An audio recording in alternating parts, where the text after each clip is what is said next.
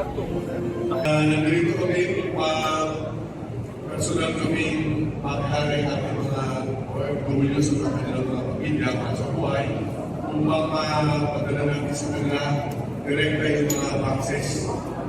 Sabi nga namin, ang mga boxes ito ay simbolo ng pagmamahal ng mga OFWs sa kanilang mga kamag-anak dito sa Pilipinas. At hindi nilang inipon yung kanilang mga boxes, nilagyan nila ito ng mga pasalubong sa kanilang mga kamag-anak na inaasahan nila sa loob ng mga 2 buwan pagkatapos silang ipadala dito sa Pilipinas yung mga boxes, ito'y makakapit na sa kanilang mga mahal sa buhay. Yung nga lang, ito'y napabayaan, hindi biniyaran ng mga tinatawag natin consolidators or deconsolidators at forwarders.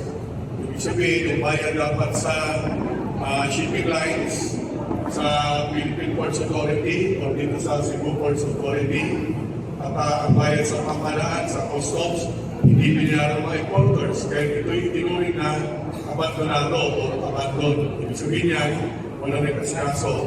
Kaya nung October last year, isang taon, umalaman namin sa Bureau of Customs yung problema na yan,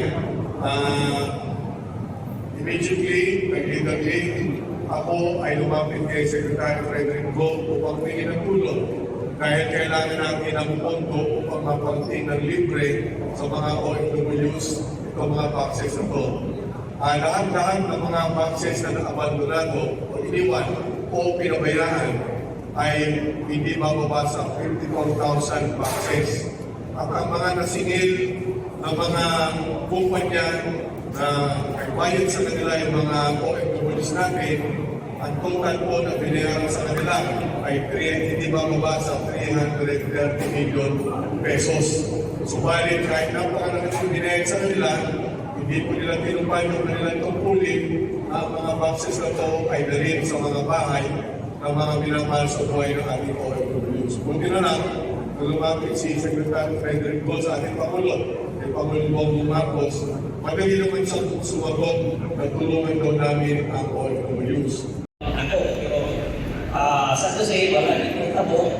Until such time na United ko taga-gusto sa balay, nag-inform na mo niya, ako nga naanay din niya package, pinagi sa pagpanigang sa atong commissioner o sa atong finance secretary. So, sir, salamat kayo sir sa inyong kahawan na mo, ng mga recipients sa mga OFW.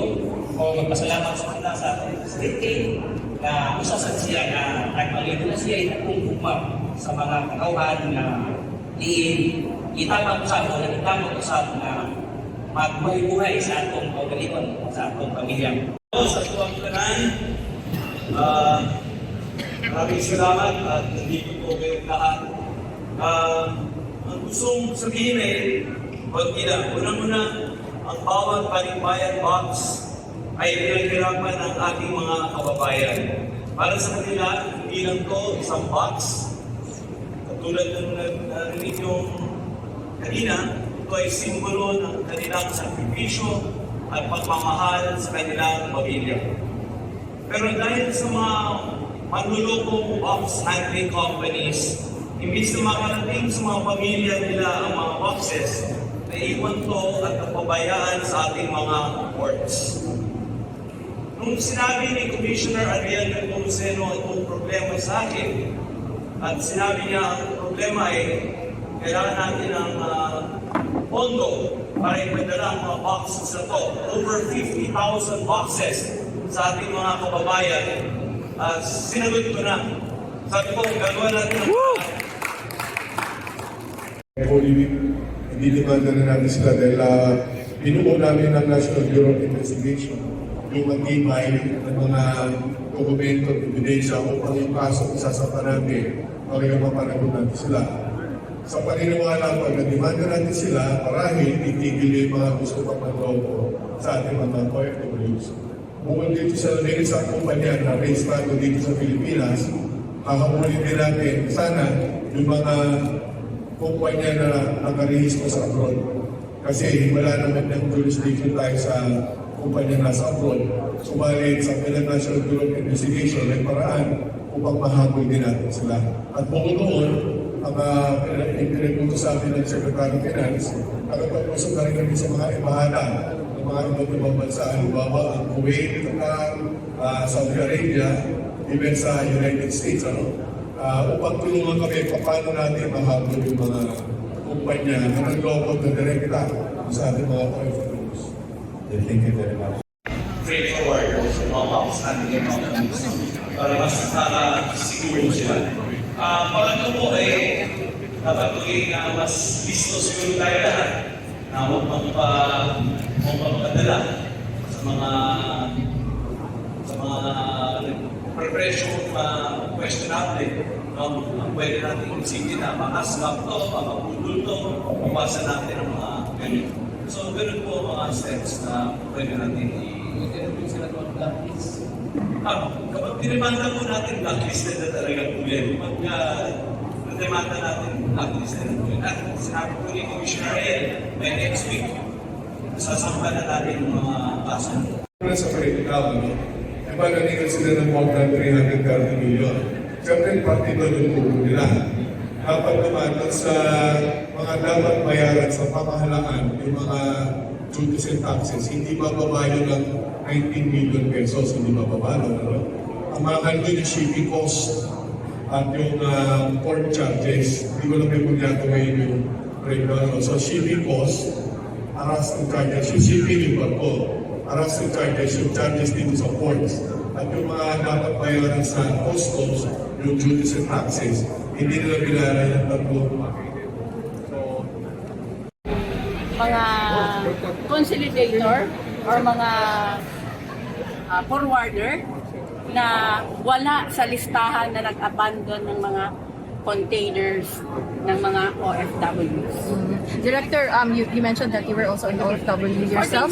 14 years po ako sa Singapore. Kaya nung nakita ko kanina medyo naiiyak ako. Kasi ang hirap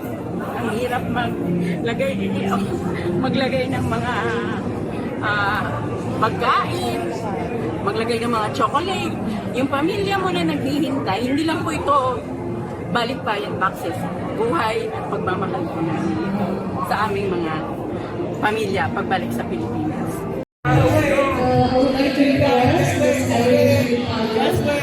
Kuha mo na yung balikbayan box niyo po. Anong feeling natin? Masaya. Sobrang saya. Dahil yung matagal mo nang hinihintay, at last dumating din. So ano pong laman nung... Mga personality ko, yung mga gamit. Pero wala namang pagkain doon, wala na. Alam ko kasi 3 months na magbiyahe.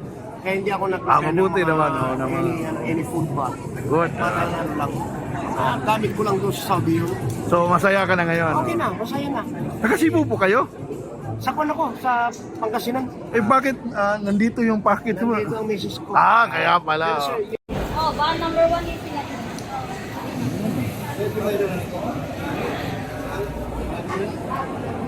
So now, sumadawat na nila ilang mga package, guys.